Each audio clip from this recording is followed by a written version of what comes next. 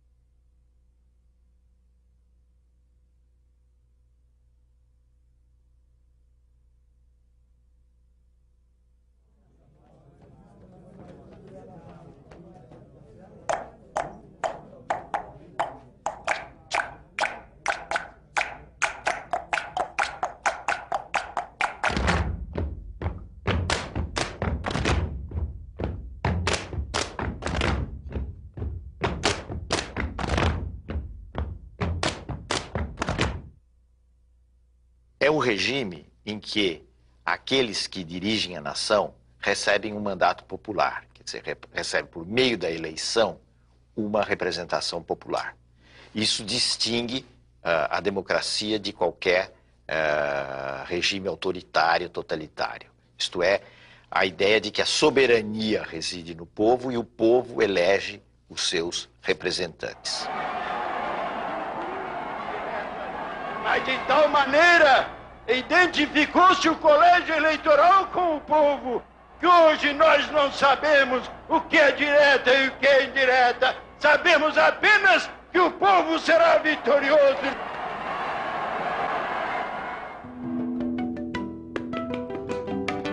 A morte do Tancredo levou à chegada ao poder do vice-presidente, que tinha sido eleito, José Sarney. Na realidade, o Sarney assumiu em meio a muitas desconfianças políticas, porque havia uma diferença sensível entre o presidente eleito e o vice. O Tancredo era um homem moderado politicamente e que vinha longamente combatendo o regime autoritário. Então ele tinha um crédito de confiança grande.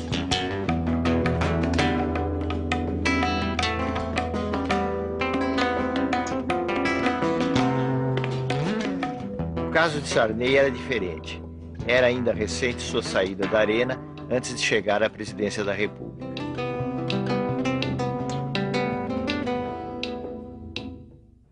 O Sarney manteve o SNI, o Serviço Nacional de Informações, como um órgão que vinha da ditadura e que ele entendeu que poderia ser adaptado a um outro contexto.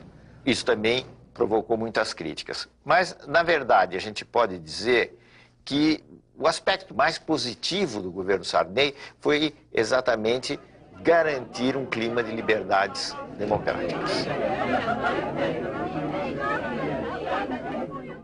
No plano econômico, o governo Sarney teve muitos aspectos negativos. O Brasil carregava problemas que vinham já de antes, descontrole financeiro, inflação enorme, déficit público, déficit externo, e Sarney teve, em razão disso principalmente, sofreu uma queda muito grande da sua popularidade. Isso levou à adoção de um plano, que foi o Plano Cruzado.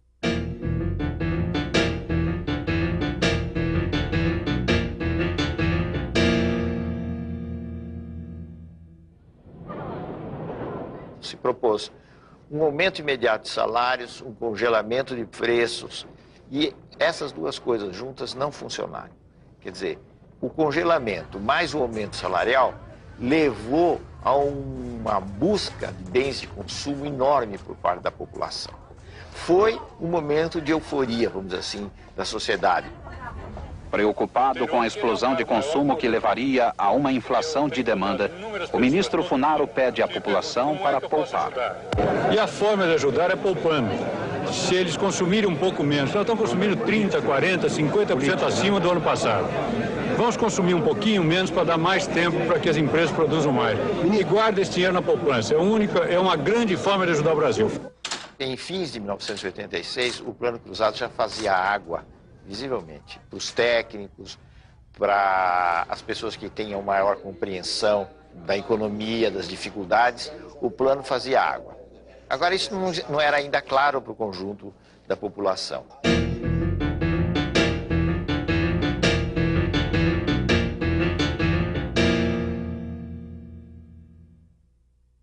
Brasileiras e brasileiros, boa noite. Amanhã é uma data histórica para o nosso país. Será promulgada a nova Constituição brasileira. A gente deve identificar algumas coisas positivas e várias coisas negativas na Constituição de 88. A nação quer mudar. A nação deve mudar. A nação vai mudar. A Constituição pretende ser a voz, a letra, a vontade política da sociedade rumo à mudança. Que a promulgação seja nosso grito. Mudar para vencer. Muda, Brasil! Muda, Brasil! O aspecto positivo foi o aspecto de querer assegurar os direitos dos cidadãos de uma forma muito ampla. O direito de obter informações nos órgãos do Estado, por exemplo, o direito das minorias, o direito dos índios, como nunca existia no passado, foram alguns exemplos dos lados positivos da Constituição. O lado negativo foi o detalhamento excessivo da Constituição. Quer dizer, a Constituição entra em detalhes de direitos trabalhistas, de direitos de maternidade, etc., que não são questões próprias de uma Constituição. O senhor votou em que nome? PRD. Partido Democrático Popular. PDP? PDP. SDB. Do ponto de vista partidário, as alterações que ocorreram foram uma cisão no PMDB, com a formação do PSDB.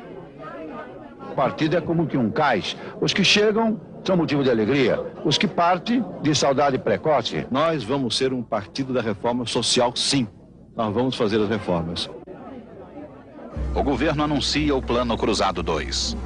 Além de medidas de estímulo à poupança, o novo pacote trouxe novos preços e mais impostos. Os mais atingidos com as medidas compulsórias são os assalariados de classe média. Despenca da noite para o dia a popularidade do governo.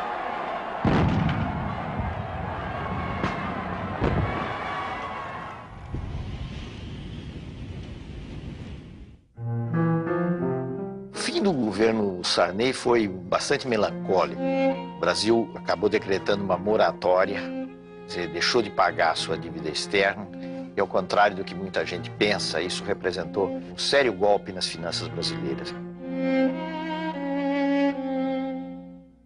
As eleições da sucessão do presidente Sarney surgiram vários nomes. Brizola naquele momento, teve o seu, digamos assim, o seu apogeu como candidato à presidência da República. Porém, a disputa acabou concentrada no segundo turno entre Luiz Inácio Lula da Silva e Fernando Collor.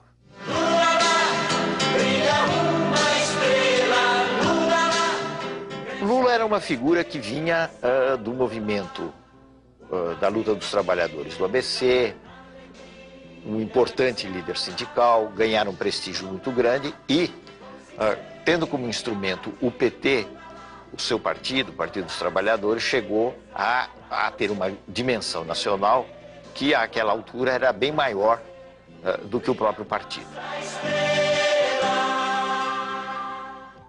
Se nós não soubermos, nesse instante, saber quem é que está querendo que a sociedade brasileira avance e quem é que está querendo promover um retrocesso na sociedade, o povo brasileiro poderá cometer um equívoco muito grande nas eleições de 89.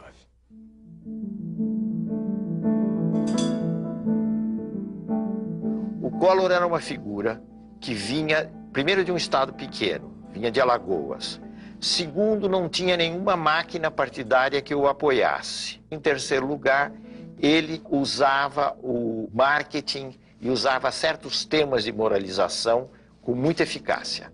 Foi o caso da campanha contra os marajás, que iludiu muita gente, porque ele se apresentava como alguém que ia combater os altos vencimentos de um determinado setor do funcionalismo público. Eu confio no Brasil. Eu confio no futuro que está reservado à nossa pátria. Com trabalho, com experiência administrativa como eu tenho, com coragem, com determinação política e no exercício da autoridade de presidente da República, nós haveremos, com a ajuda de todos aqueles que desejarem se incorporar nesse processo, de construir um Brasil novo, de construir um Brasil melhor, de construir um Brasil de que se orgulhem todos os seus filhos. Boa noite, minha gente. Esse foi um embate muito renhido e, como nós sabemos, o Collor acabou se elegendo presidente da República. A posse, em 15 de março de 1990, foi um luxo, reunindo representantes de várias partes do mundo e enchendo de esperanças os corações de milhões de brasileiros. Aos fiscalizados, aos pés descalços, àqueles que querem justiça social no país para poder viver dignamente. Todo mundo dizia que ele vai fazer alguma coisa com a economia, porque havia um desarranjo geral, a inflação estava num nível absolutamente insuportável, era preciso fazer alguma coisa. E Collor dizia, eu tenho uma bala só do combate à inflação. E o que ele tentou no plano econômico, hoje nós sabemos, foi uma medida de uma ousadia imensa, que foi o sequestro, ou se quiserem, para ser mais benévolo, o congelamento dos depósitos bancários, na prática, não é?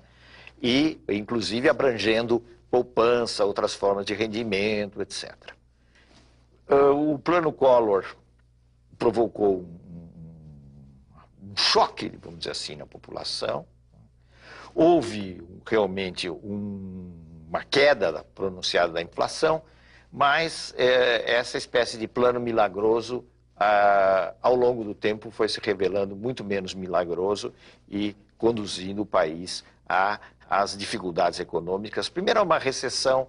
A recessão poderia até levar a um reequilíbrio, mas não houve sequer tempo do reequilíbrio, porque o Collor foi tomado por uma onda de críticas no plano político que acabou levando ao impeachment.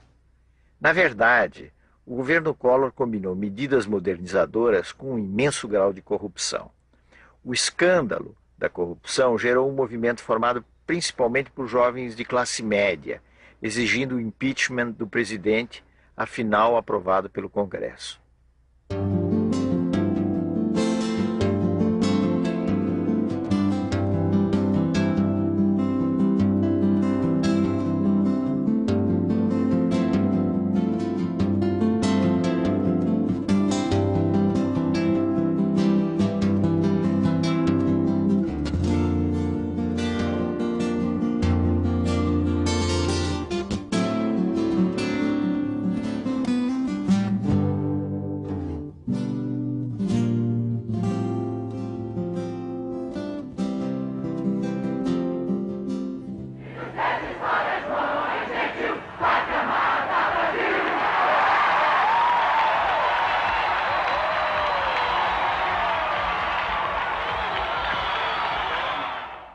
A lição que nós tiramos do impeachment é uma imensa lição.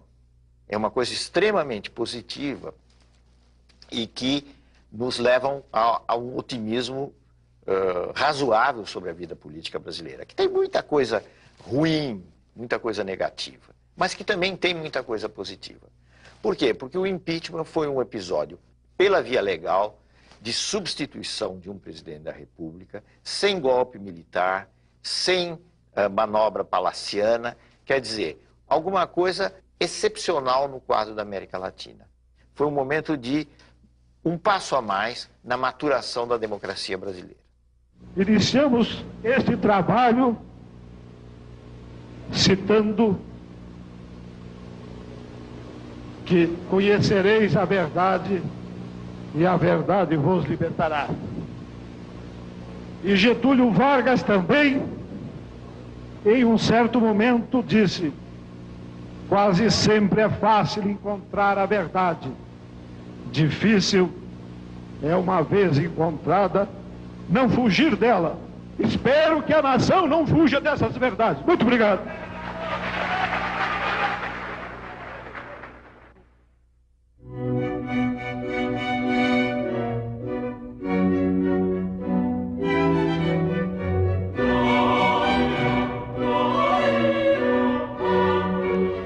No plano mundial, um dos acontecimentos mais importantes e que se reflete em todos os países, portanto no Brasil também, foi a crise da União Soviética e o fim da União Soviética.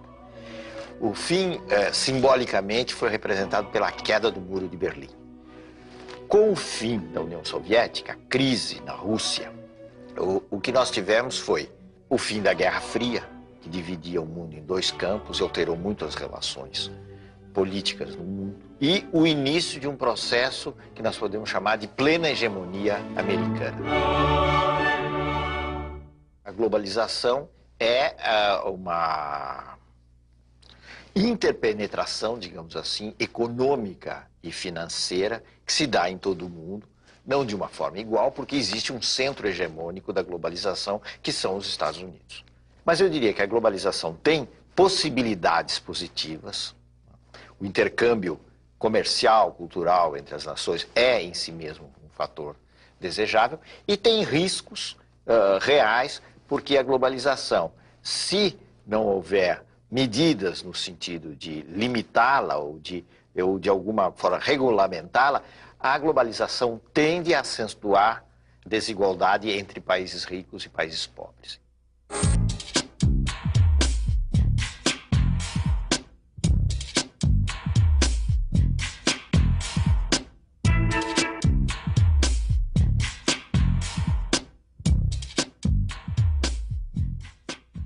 São as surpresas, os paradoxos da vida política que levaram Itamar Franco ao poder, como tinham levado Sarney ao poder.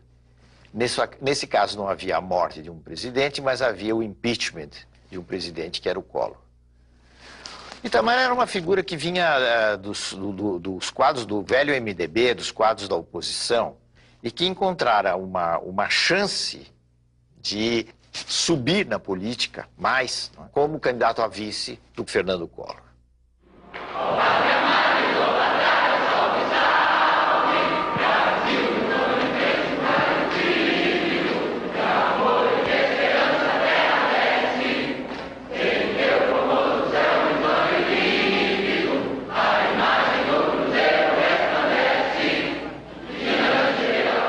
Compromisso do Presidente da República.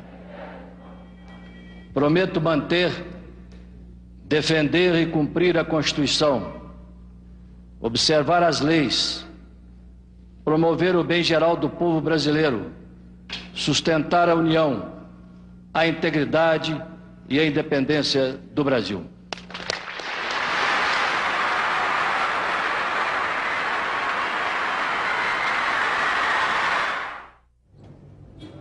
Itamar fez basicamente um governo de transição. Ele completou o período Collor. E eu creio que a coisa mais importante que ocorreu no governo Itamar foi a implantação da URV, da Unidade Real de Valor, um passo absolutamente necessário para a implantação do Plano Real. A moeda é o mais concreto dos atos de confiança das nações em si mesmas. Por isso, todos os processos inflacionários da história se relacionam com as crises políticas e com as crises morais. Com o real, o dinheiro que está no bolso do trabalhador vai manter o seu valor. Muito obrigado. Essa medida, a escolha de Fernando Henrique Cardoso para o Ministério da Fazenda, eu acho que foram os méritos mais significativos do governo Itamar. A disputa pela presidência da República, em 1994, se deu essencialmente entre Lula, que era mais uma vez candidato pelo PT, uma frente de oposições, agora enfrentando Fernando Henrique Cardoso. A candidatura de Fernando Henrique foi altamente beneficiada pela instituição da URV e pelo Plano Real. É preciso também entender que foi extremamente importante naquela altura, para a vitória, a formação de uma frente partidária.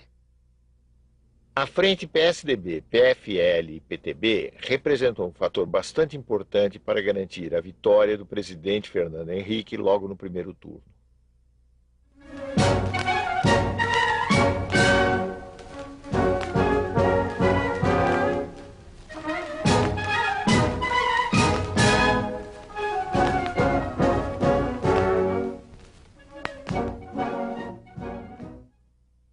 O Plano Real apresentou muitas diferenças com relação a planos anteriores. Primeiro porque ele acabou com a chamada indexação da economia. Quer dizer, acabou com aquele circuito de que os preços vão aumentando em função da inflação, etc. Ele quebrou isso. Fernando Henrique chegou às 9h30 da manhã. Cercado de crianças, comeu pão com manteiga e tomou café puro. Foi interrompido para dar autógrafo. Fernando Henrique pagou a conta de 55 centavos com uma nota de R$1 e recebeu um desconto de 5 centavos.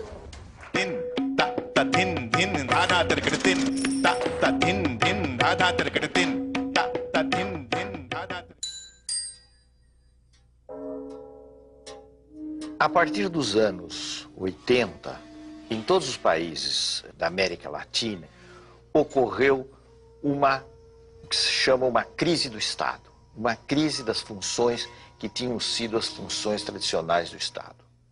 Quais eram essas funções tradicionais, que vinham, digamos, de 1930 para frente?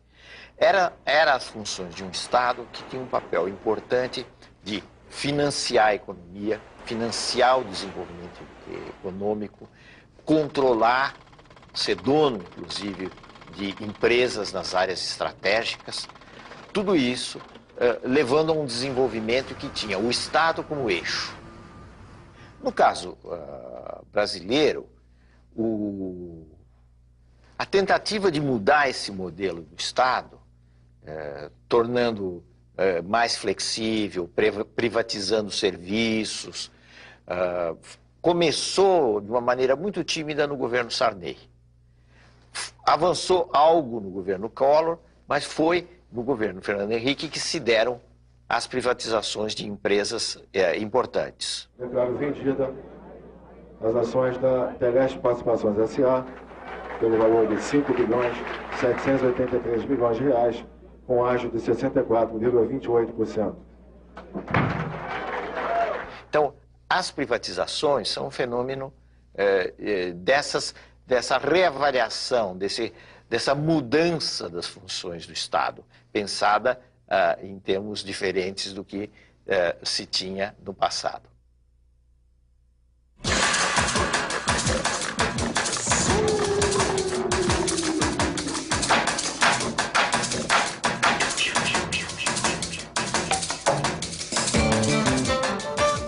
A característica do governo Fernando Henrique, do ponto de vista político estrito, vamos dizer assim, foi a existência de 2 mandatos, isto é, houve 2 eleições, a primeira e uma segunda, que levaram a 8 anos desse governo. A hipótese de reeleição não existia no nosso sistema republicano. Ela foi votada no Congresso, né, através de uma alteração da Constituição, e foi por via dessa alteração da Constituição que se deu a possibilidade de Fernando Henrique voltar a se candidatar em eleições disputadas mais uma vez contra Lula e que ele veio a vencer. O primeiro mandato foi basicamente a consolidação inicial do Real e as reformas da Constituição e a tentativa de fazer algumas reformas que são necessárias, a Previdência, a da administração pública, etc. Bom, essa tentativa foi frustrada até certo ponto, porque a reforma da Previdência não foi feita. Então, eu diria que nós avançamos bastante no primeiro mandato, né, no que diz respeito à parte econômica, quebra de monopólios, etc. Bom, o segundo já foi caracterizado pelas turbulências da globalização, porque ele se iniciou sob a crise do México, que foi em 98, 99, e foi uma crise atrás da outra. Então, qual foi o trabalho no segundo mandato? A despeito de tudo isso, manter o Brasil razoavelmente bem. Apesar das turbulências, crescemos pouco, mas crescemos. No conjunto, o mais importante para mim é outra coisa. É democracia e é um clima de respeito, de tranquilidade. Um clima que permitiu e permite que as pessoas exponham seus pontos de vista com toda a liberdade. Eu acho que isso é importante para que o Brasil possa realmente ser uma democracia, que não é fácil, por causa da desigualdade e da pobreza. As privatizações funcionaram em alguns casos, em outros não. Houve esse clima de maior responsabilidade do Estado, o gasto vinculado com a arrecadação, não se gasta o que não se tem, né? Isso é a lei da responsabilidade fiscal. Esses são os aspectos, digamos assim, mais positivos de todo esse período. Mas o governo Fernando Henrique Cardoso teve grandes méritos na projeção do Brasil no exterior, na consolidação das instituições e como exemplo de afirmação definitiva da democracia no país. Alô, Marciano. Alô, Marciano. Câmbio. Alô, planeta vermelho. Agora, o Brasil continua um país desigual. Os níveis das diferenças não foram quebrados, isso não é fácil. Houve uma redução de desigualdades logo depois do Plano Real. O Plano Real teve esse efeito muito positivo, mas ao longo dos anos, a distribuição de renda voltou a apresentar os mesmos resultados negativos.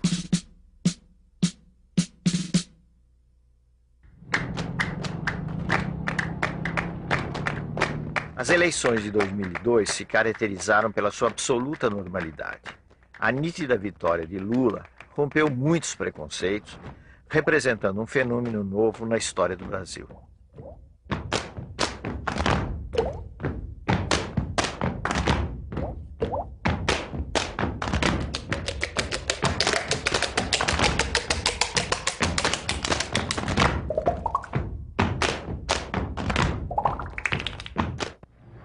Eu não sou o resultado de uma eleição. Eu sou o resultado de uma história.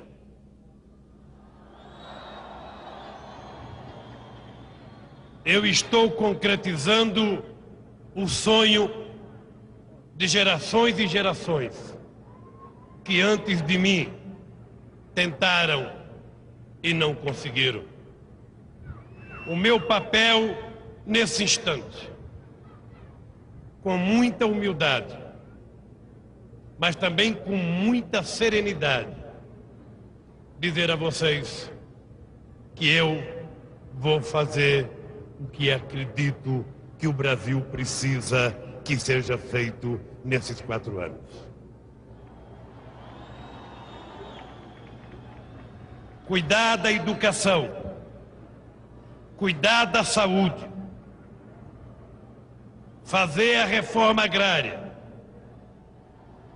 cuidar da previdência social e acabar com a fome neste país são compromissos menos programáticos e mais compromisso moral e ético que eu quero assumir aqui nessa tribuna, na frente do povo, que é o único responsável pela minha vitória e pelo fato de eu estar aqui hoje tomando posse.